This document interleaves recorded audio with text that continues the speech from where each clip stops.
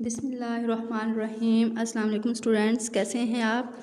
उम्मीद है कि आप सब खैरियत से होंगे। ओके बेटा, आज का हमारा लेसन है शायरों के लतीफ़े, जो कि बहुत ही इंटरेस्टेड है। इसको आपने ज़रूर 2-3 दफ़ा पढ़ना है। बहुत ही दिलचस्प लेसन है। इस सबक को पढ़ने से पहले हम इसके मुसन्निफ़ का तारुफ़ पढ़ते हैं। मौलाना मोहम्मद हुसैन आज़ाद, जो कि 1830 में पैदा हुए और 1910 में इन्होंने वफ़ात पाई। मोहम्मद हुसैन आज़ाद मारूफ़ यानी कि मशहूर आलिम दीन और सहाफ़ी मौलवी मोहम्मद बाकर के बेटे थे। दिल्ली में पैदा हुए। 1857 की नाकाम जंग आज़ादी के बाद आज़ाद के वालिद अंग्रेज़ों के हाथों मारे गए। घर बार लुट गया। तलाश माश यानी कि रोज़गार की तलाश में दिल्ली छोड़ी, लखनऊ और हैदराबाद आ गए। फिर लाहौर पहुंचकर महकमा तालीम में 15 रुपये माहाना तनख्वाह पर मुलाजिम हो गए। हुकूमत पंजाब ने इनसे मुतअद्दिद यानी कि कई निसाबी कुतब और दरसी किताबें लिखवाईं। लाहौर में कायम अंजुमन पंजाब में लेक्चर और सेक्रेटरी रहे। आखिरी दिनों में गवर्नमेंट कॉलेज लाहौर में अरबी और फ़ारसी के प्रोफेसर मुकर्रर किए गए। 1888 में दिमागी मर्ज़ शुरू हुआ, जो मरते दम तक बाकी रहा।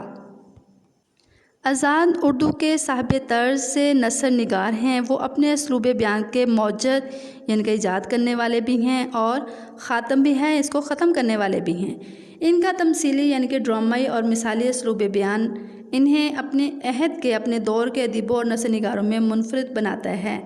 तख़य्युल, ख़याली आफ़रीनी, पैकर तराशी, तजस्मे निगारी, शरीयत और रंगीनी, वाक़या निगारी, नफ्सियाती हकीकत आराई और मुबालगा आराई यानी कि नफ्सियाती हकीकत को और बात को बढ़ा चढ़ा कर बयान करना इनके असलूब की नुमाया खसूसियात हैं। इनका अंदाज़ बयान यानी कि इनका बयान करने का अंदाज़, इनका पढ़ने का अंदाज़ नसर का एक ऐसा खूबसूरत और दिलकश शाहकार है जिसने इनके बाद आने वाले अदीबों की अक्सरियत को मुतासर किया। खूबसूरत और दिलनशीन नसर के अलावा इनका एक बड़ा कारनामा उर्दू में जदीद तर्ज़ शायरी है, जिनकी इब्तिदा अंजुमन पंजाब लाहौर के मुशायरों यानी कि जो शायरों की महफ़िल है उससे हुई, जिसके वो सेक्रेटरी थे। आज़ाद की तसनीफ़ में आब हयात, दरबार अकबरी, नैर रंग ख़याल, कसिस हिंद और सुखनदान फ़ारस बहुत मशहूर हैं। अपने उस्ताद इब्राहिम ज़ौक़ का दीवान भी आज़ाद ने मुरतब किया। आज़ाद ने मौज़ूआती नज़में भी लिखीं जो नज़म आज़ाद में शामिल हैं। अब इसमें से इनकी पैदाइश और वफ़ात, फिर इनके यानी कि वालिद का क्या नाम था, फिर इसके अलावा इनको कौन सा मर्ज़ था, कितना कब हुआ और इन्होंने वफ़ात किस वजह से पाई, ये वाले जो अहम पॉइंट्स हैं इनको आपने क्या करना है, याद करना है। और इसके अलावा भी आपको कोई अहम खुद से भी देखेगा, इसको एक दफ़ा रीड आउट करना है और इसमें से मज़ीद अहम पॉइंट्स को आपने याद करने की कोशिश करनी है। ओके, ये सबक जो शायरों के लतीफ़े हैं ये सिनफ़ के लिहाज से मज़मून है और ये माख़िज़ है आब हयात से, और इसके मुसन्निफ़ जो हैं जिनका अभी हमने तारुफ़ पढ़ा है मौलाना अल्ताफ़ हुसैन हाली हैं, यानी कि मौलाना मोहम्मद हुसैन आज़ाद है, सॉरी। इनके जो मुसन्निफ़ है कौन है जिनका भी हमने तारुफ़ पढ़ा है, मौलाना मोहम्मद हुसैन आज़ाद। इस सबक के अहम मक़ासिद तदरीस दर्ज झेल हैं। इसके मक़ासिद ये हैं कि हमारे शायरों की हिस्से मज़ाक़ किस कदर तेज़ होती है और उनके आम गुफ्तगू में कितने लतीफ़ पहलू मौजूद होते हैं। शायर शेर व अदब के तंज़ो ज़राफ़त की अहमियत इसमें वाज़ह की गई है। फिर है आपस के ताल्लुकात में रवादारी, तहम्मुल और बर्दाश्त की ज़रूरत का एहसास भी इसमें उजागर किया गया है। मुख्तलिफ़ शायरों के अंदाज़ गुफ्तगू और तबीयत से भी हमें मुतारफ़ करवाया गया है। कुछ ज़ुबान दराज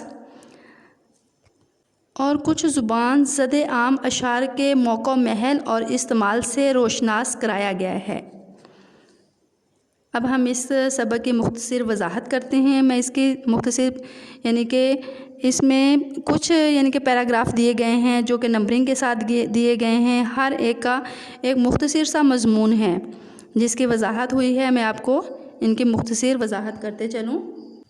इसमें बरसग़ीर के 2 नामवर और अज़ीम शोरा का ज़िक्र किया गया है कि लखनऊ में इनके कलाम पर 2 आदमियों के दरमियान बहस छिड़ गई कि मीर तकी मीर और मिर्ज़ा कलाम के बारे में कि कौन सा आला दर्जे का शायर है। इस बहस में बात तवील हो गई। इनमें से एक शख्स जो कि मीर तकी मीर का गर्विदा था, यानी कि इसका मुरीद था, वो कहने लगा कि मीर तकी मीर का कलाम मिर्ज़ा रफ़ी सौदा से क्या है, ज़्यादा बेहतर है। दूसरा आदमी जो था वो मिर्ज़ा रफ़ी सौदा का दीवाना था। इसकी राय ये थी कि मिर्ज़ा रफ़ी सौदा का जो कलाम है वो आला बरतर है। दोनों अपनी अपनी राय पर अड़े हुए थे, ज़िद किए हुए थे, इसलिए इनके दरमियान में कोई फ़ैसला नहीं हो पा रहा था। तो ये दोनों अपने यानी कि किसी के पास ख्वाजा बासत के ये दोनों ही मुरीद थे, वो उनके पास चले गए। इनके दोनों के दरमियान ये फ़ैसला तय हुआ कि अपने पीर मुर्शिद ख्वाजा बासत से फ़ैसला करवाते हैं। चुनाचे दोनों इनके पास आ गए और इनकी खिदमत में बहस का खुलासा बयान किया। उन्होंने फरमाया कि दोनों ही बाकमाल शायर हैं और अपने फ़न में माहिर हैं। इनमें फ़र्क सिर्फ ये है कि मीर तकी मीर का कलाम आह है, यानी दर्दो गम से मामूर है, जबकि मिर्ज़ा का कलाम जो है वो वाह है, यानी कि इसमें इश्क व मोहब्बत और ख़ुशी के जज्बात मिलते हैं। उन्होंने सबूत के तौर पर दोनों शायरों का एक एक शेर भी पढ़कर सुनाया है। इनमें से एक शख्स जो मिर्ज़ा रफ़ी सौदा के चाहने वाले और हमायती थे, वो मिर्ज़ा सौदा के पास आए और सारी कहानी सुनाई। मिर्ज़ा भी मीर तकी मीर का शेर सुनकर हंस दिया और कहा कि ये शेर तो मीर साहब का है, मगर इसमें फ़रियाद और तारीफ़ की तमन्ना इनकी आया की मालूम होती है। ये था नंबर 1। एक दिन सौदा मुशायरे में बैठे हुए थे। लोग अपनी अपनी पसंद के शेर सुना रहे थे। एक शरीफ ज़ादा यानी कि एक जवान लड़का जिसकी उम्र 12 या 13 बरस की थी, उसने भी क्या है, जब उसकी बारी आई तो उसने भी अपना मतला पढ़ा, जिसका मफ़हूम ये था कि सीने के दाग से मेरे दिल के औबले सुलगने लगे हैं कि गोया घर का चिराग ही घर को जलाने का बाइस बन गया। ये शेर उम्मन ऐसे मौक़ों पर बतौर मुहावरा या मिसाल पढ़ा जाता है कि जब करीबी अजीज़ या दोस्त नुकसान पहुंचा दे। ये सुनते ही महफिल में हलचल मच गई। हर तरफ वाह वाह मुकर्रर मुकर्रर की सदाएं गूंजने लगीं। मिर्ज़ा सौदा भी गज़ल का मतला सुनकर मुतासर हुए बगैर ना रह सके। फ़ौरन पूछा कि ये शेर खूबसूरत यानी कि खूबसूरत शेर किसने पढ़ा है। लोगों ने बताया कि ये लड़का है जिसने शेर पढ़ा है। सौदा ने शेर की बहुत तारीफ़ की और इस लड़के से कई बार शेर पढ़वाकर सुना भी। मिर्ज़ा सौदा ने इस लड़के की तरफ बड़े ध्यान और गौर से देखते हुए कहा कि मियाँ लड़के, तुम जवानी की उम्र को पहुँचते हुए दिखाई नहीं देते। चुनाचे मिर्ज़ा सौदा की ये पेशनगोई साबित सच हुई। खुदा की कुदरत के चंद ही दिनों में वो लड़का जलकर मर गया। नंबर 3 है, एक दिन सैयद इंशा खान मुलाकात के लिए जुरत के पास गए। दोनों की आपस में बेतकल्लुफ़ दोस्ती थी।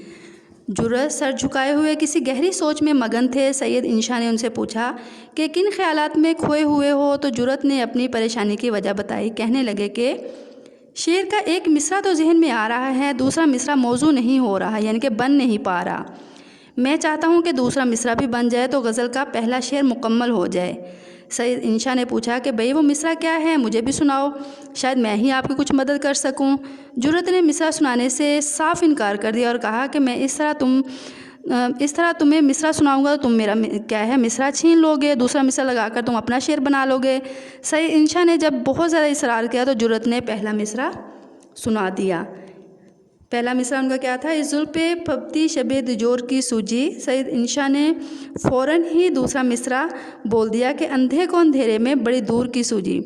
जुरत नाबीना थे और वो फिर अपनी छड़ी लेकर उनके पीछे खूब भागे और उन्हें ढूंढते रहे और पीछा उनका करते रहे। नंबर 4 है, लखनऊ के नामवर शायर इमाम बख्श नासिक महफिल मुशायरा में तख़ीर से पहुँचे, जबकि महफिल मुशायरा अपने इख्तिताम को पहुँच चुकी थी। लखनऊ के मशहूर शायर आतिश, जिन्हें लखनऊ का नुमाइंदा शायर भी तस्लीम किया जाता था, वो और दूसरे शोरा भी महफिल में मौजूद थे। इमाम बख्श नासिक ने हाज़रीन महफिल को आम रिवाज के मुताबिक अलैक सलैक की यानी कि इस्लाम दुआ की और सबसे खैरियत दरियाफ़्त की। जब महफिल को बेरौनक पाया तो उन्होंने ख्वाजा हैदर आतिश से पूछा कि महफिल मुशायरा ख़त्म हो चुकी है। आतिश ने जवाब दिया कि महफिल बर्खास्त हो चुकी है। आतिश और दीगर हाज़रीन महफिल ने शिकवा किया कि सब लोगों ने आपका बड़ा इंतज़ार किया लेकिन आप वक्त पर नहीं आए। आपकी कमी सब ने बहुत महसूस की क्योंकि सभी आपका ताज़ा कलाम सुनने का बेहद शौक़ रखते थे। ये सुनकर नासिक ने फ़ौरन गज़ल का ये मतलब पढ़ा, जो ख़ास है वो शरीके ग्रोह आम नहीं, शुमार दाने तस्बीह में अमाम नहीं। जिसका मतलब ये है कि जो ख़ास लोग होते हैं वो आम लोगों की महफिल में शरीक नहीं होते, क्योंकि तस्बीह के दानों में अमाम को शुमार नहीं किया जाता। नंबर 5 है, ख्वाजा हैदर अली आतिश के एक शागिर्द अक्सर बेरोज़गारी और बेकारी का जिक्र किया करते थे और शिकवा करते थे कि इन्हें अपने शहर में रोज़गार मुयस्सर नहीं है। एक दिन ख्वाजा साहब के यही बेरोज़गार शागिर्द उससे इजाज़त लेने के लिए हाजिर हुए और सफ़र का इरादा ज़ाहिर किया। ख्वाजा साहब ने दरियाफ़्त किया कि मियाँ कहाँ जाओगे? इसने अर्ज़ किया कि कल बनारस जाऊँगा, अगर मेरे लिए कोई हुक्म हो तो फरमा दीजिए। शागिर्द की बात सुनकर ख्वाजा साहब मुस्कुरा दिए और फरमाया कि इतना काम करना कि वहाँ के खुदा की खिदमत में मेरा सलाम पेश करना। इसने हैरान होकर कहा कि उस्ताद मुकर्रम, क्या यहाँ और वहाँ का खुदा अलग अलग हैं? ख्वाजा साहब ने फरमाया कि जब तुम मानते हो कि यहाँ और वहाँ का खुदा एक है तो फिर हमसे क्यों जुदा हो रहे हो? हमें क्यों जुदाई का गम दे रहे हो? रिज़्क़ का ज़ुम्मा तो अल्लाह ताला ने ख़ुद लिया हुआ है। जिस तरह वहाँ जाकर अल्लाह ताला से मांगोगे इसी तरह यहाँ रहकर मांग लो। जो बनारस में देने पर कुदरत रखता है तो यहाँ भी आपको दे देगा। ख्वाजा साहब की मार्फत की बातें सुनकर वो बहुत मुतासिर हुए और फ़ौरन बनारस जाने का इरादा तर्क कर दिया और मुतमईन होकर वहीं के हो लिए और वहीं बैठ गए। नंबर 6 है कि बादशाह बहादुर शाह ज़फ़र मामूल का दरबार लगाए हुए थे, यानी ख़ास मकसद के तहत बैठे हुए नहीं थे, बल्कि जैसे रूटीन में बैठते हैं ऐसे ही बैठे हुए आपस में बातचीत कर रहे थे, यानी कि अपने साथियों के साथ महवे गुफ्तगू थे। कि उनमें से दिल्ली के मशहूर व मारूफ हकीम एहसनुल्लाह खान भी थे, जो कि बहादुर शाह ज़फ़र के ख़ास मुआलिज थे, यानी कि इनके इलाज करने वाले थे। इनके अलावा बहादुर शाह ज़फ़र के उस्ताद इब्राहिम ज़ौक़ भी वहीं बैठे हुए थे। चंद लम्हों के बाद दरबार में एक मुर्शिदज़ादे हाजिर हुए, जो शायद किसी बेगम साहबा या मुर्शिदज़ादे की तरफ से पैगाम लेकर आए थे और बादशाह के हजूर पेश करना चाहते थे। उन्होंने वो पैगाम धीमी आवाज़ में बादशाह के गोश गुजार किया, यानी कि उनको दिया और इसी वक्त दरबार से रुखसत हो गए। दरबार में मौजूद हकीम एहसनुल्लाह खान ने मुर्शिदज़ादे को इतनी जल्दी रुखसत होते हुए देखा तो उन्होंने बादशाह बहादुर शाह ज़फ़र के हजूर अर्ज़ किया, साहिब आलम, ये क्या माजरा है कि ये साहब इतनी जल्दी आए भी और फ़ौरन ही तशरीफ़ भी ले गए? ये कैसी तशरीफ़ आवरी है और इतनी जल्दी रवानगी क्यों? बादशाह बहादुर शाह ज़फ़र की ज़ुबान से बेसाख्ता ये मिसरा अदा हुआ, अपनी खुशी से आए ना अपनी खुशी चले। बादशाह की ये बात सुनकर ज़ौक़ फ़ौरन बोले, लाए हयात आए कज़ा ले चली चले, यानी कि बादशाह का मिसरा था, अपनी खुशी से आए ना अपनी खुशी चले, यानी कि उन्होंने पहला मिसरा बोलकर शेर मुकम्मल कर दिया। इब्राहिम ज़ौक़ ने फ़ौरन शेर मुकम्मल कर दिया, जिस पर हाज़रीन महफ़िल और बादशाह ने तारीफ़ की और दाद दे तहसीन से भी इन्हें नवाजा। शेर का मफ़हूम ये है कि हमारी ज़िंदगी हमें दुनिया में लाई तो हम भी आ गए, जब ज़िंदगी का दुरानिया ख़त्म हो गया तो हमें मौत ले चली तो हम चल दिए, यानी हम दुनिया में ना अपनी खुशी और अपनी मर्ज़ी से आए, ना ही अपनी खुशी और रज़ामंदी से यहाँ से रवाना होंगे, यहाँ से जाएंगे। लास्ट है 7। उर्दू के मशहूर व मारूफ शायर मिर्ज़ा गालिब ने एक तसनीफ़ काते बुरहान तहरीर की, जो कि उर्दू ज़ुबान के क़वाइद पर मबनी है, जिसके रद्द-ए-अमल के तौर पर कुछ तहरीरें मंज़र आम पर आईं। कुछ लोगों ने मिर्ज़ा गालिब की तसनीफ़ को तनकीद का निशाना बनाया, कुछ ने नाज़िबा और नामुनासिब बातें लिखीं, हत्ता कि मिर्ज़ा गालिब को भी माफ़ उन्होंने नहीं किया, इन्हें भी बहुत बुरा भला कहा। मिर्ज़ा गालिब सब्र व तहम्मुल वाले इंसान थे, इसलिए उन्होंने बुर्दबारी से काम लिया और किसी को भी तानो मलामत या रद्द-ए-अमल का इजहार किसी किस्म का भी नहीं किया। किसी वाकिफ़कार ने मिर्ज़ा से अर्ज़ किया कि हज़रत फ़लाँ शख्स ने आपको और आपकी तसनीफ़ को तंज़ो तनकीद का निशाना बनाया है, तो आपने इसका जवाब क्यों नहीं दिया? मिर्ज़ा गालिब ने इसे फरमाया, भाई अगर गधा तुम्हें लात मारे तो तुम इसका जवाब क्या दोगे? वो शख्स मिर्ज़ा गालिब का यह जुमला सुनकर लाजवाब हो गया। मिर्ज़ा गालिब का मतलब ये था कि बुराई करने वाले के साथ बुराई करना ख़ुद बुरा बनने के मुतरादिफ़ है। ये थी सबक की मुख्तसर वजाहत। अब हम इसकी एक्सरसाइज करते हैं, इसकी मश्क करते हैं। मश्क में पहला सवाल है मिर्ज़ा, यानी कि सवाल नंबर 1 है अलिफ, ख्वाजा बासत ने मीर और मिर्ज़ा के कलाम के बारे में क्या फ़रमाया? जवाब है मीर और मिर्ज़ा का कलाम, ये इसकी हेडिंग है। आंसर है ख्वाजा बासित ने फरमाया दोनों साहिब कमाल हैं, मगर फ़र्क इतना है कि मीर साहब का कलाम आह है और मिर्ज़ा साहब का कलाम वाह है। आह और वाह को आपने वावैन में लिखना है। बे है शरीफज़ादे की गज़ल सुनकर सौदा ने क्या कहा। जवाब शरीफज़ादे की तारीफ़। शरीफज़ादे की गज़ल सुनकर सौदा ने बहुत तारीफ़ की और कहा कि मियाँ लड़के जवान होते नज़र नहीं आते। इसको भी आप किस में लिखेंगे, वावैन में लिखेंगे। जीम है सैयद इंशा के इसरार पर जुरत ने कौन सा मिसरा पढ़ा। जवाब है जुरत का मिसरा। हेडिंग है इसकी सैयद इंशा के इसरार पर जुरत ने ये मिसरा पढ़ा, इस जुल्फ पर फबती शबे दिजोर की सूझी।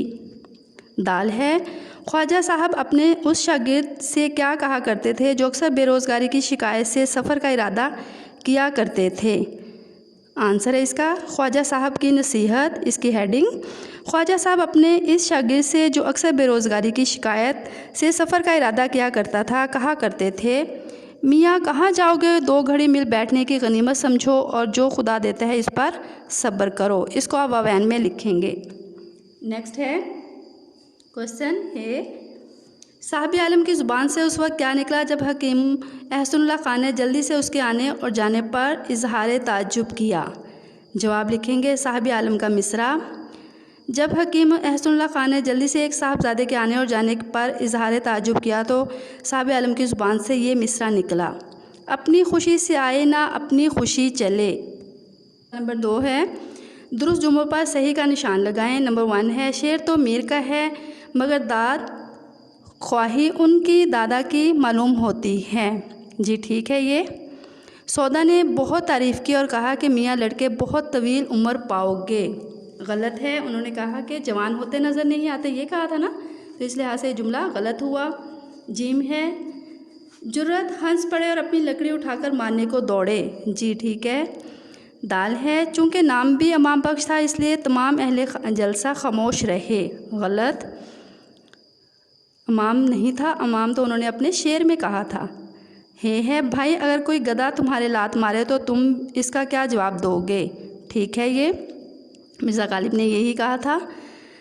नंबर 3 है क्वेश्चन सबक के मतन को मद्देनज़र रखकर दुरुस्त जवाब की निशानदेही करें। मीर और मिर्ज़ा के कलाम पर तकरार करने वाले किसके मुरीद थे। आंसर है इसका ख्वाजा बासित के। ठीक है। बे है इसका इंशा खान एक दिन किसकी मुलाकात को आए। आंसर है इसका जुर्रत की। जीम है ये मिसरा इस जुल्फ पे फबती शबे दिजोर की सूजी किस शायर का है। जुर्रत का। इसका आंसर है जुर्रत। काते बुरहान के मुसन्निफ़ कौन है। इसका आंसर है गालिब। क्वेश्चन नंबर 4 है मतन को मद्देनज़र रखते हुए मुनासिब लफ्ज़ की मदद से खाली जगह पुर करें। एक दिन लखनऊ में मीर और मिर्ज़ा के कलाम पर 2 शख्सों के तकरार में तोल खींचा। किसका था। मीर और मिर्ज़ा के। मीर साहब का कलाम आह और मिर्ज़ा साहब का कलाम वाह है। इसमें क्या आएगा, आह और वाह। गर्मी कलाम पर डैश भी चौंक पड़े। कौन। सौदा। डैश ने कहा कि एक मिसरा ख्याल में आया है। किसने कहा था। जुर्रत ने। जुर्रत हंस पड़े और लकड़ी उठाकर मारने को दौड़े। क्या आएगा इसमें, जुर्रत। नेक्स्ट है जुर्रत हंस पड़े और डैश उठाकर मारने को दौड़े। क्या आएगा, लकड़ी। जो चीज़ थी छड़ी या स्टिक नहीं लिखना, इसमें लकड़ी ही आएगा जो सबक के अंदर मौजूद है। डैश को डैश बहुत दूर की सूझी, अंधे को अंधेरे में, अंधे को अंधेरे में बहुत दूर की सूझी।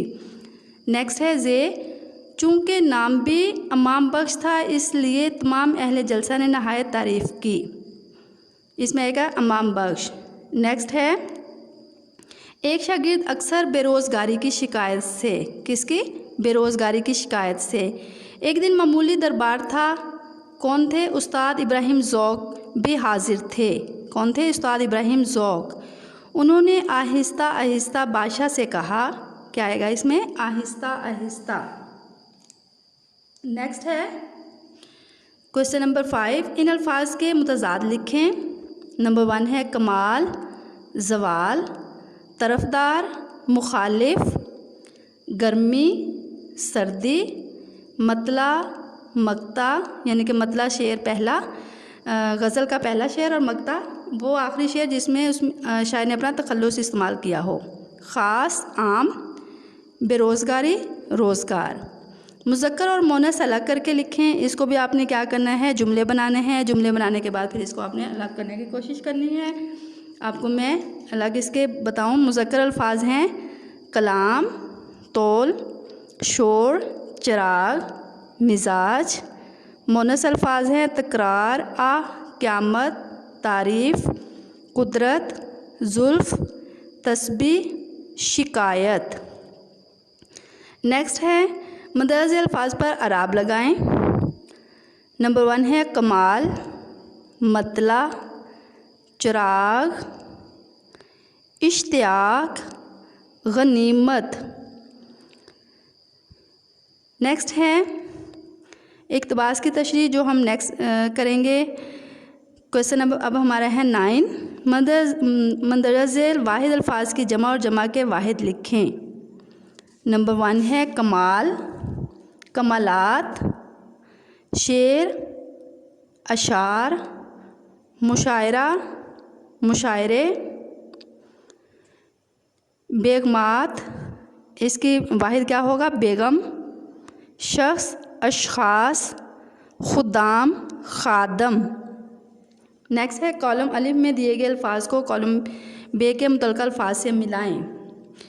आह, टक, टुक, फफूले, ये सौदा ये है इसके, यानी कि ये इन्होंने दिए हुए हैं। हम इसको सही करके मिलाते हैं। आह, वाह, फफूले, दिल, ज़रा, टक, टुक, मिर्ज़ा, सौदा, जुर्रत, इंशा। नेक्स्ट है हमारा ज़ू मायनी अल्फाज। कुछ अल्फाज ज़ू मायनी होते हैं, यानी ऐसे अल्फाज जिनके 2 मायनी यानी कि 2 मफ़हूम हों। मसलन झगड़ा। नंबर 1 है झगड़ा, गुजारिश, गज़ल और कसीदे का पहला शेर। नंबर 2 है बार बार, चुड़ाई या तलू होने की जगह। ओके, नेक्स्ट है हमारा ऐसे मज़ीद 5 अल्फाज तलाश करके अपनी कॉपी में लिखने की तलकीन करें, यानी कि ऐसे आपने 5 अल्फाज तलाश कर अपनी कॉपी पे लिखेंगे। मसलन जैसे पाला, वास्ता, सर्दी, आरा, राय की जमा, लकड़ी चीने का आला, चोटी, पहाड़ का बुलंद या चटिया, बाज, एक शिकारी परिंदा, रुक जाना, बरी, बेगुनाह, खुश्की से मुताल्लिक। ये था इसका आंसर। ओके, ये हमारा काम कंप्लीट होता है।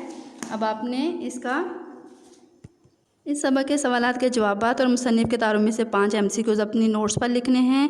अल्फाज मैनी और इसकी एक्सरसाइज मुकम्मल आपने याद करनी है। ओके, बेस्ट ऑफ लक, अल्लाह हाफिज़।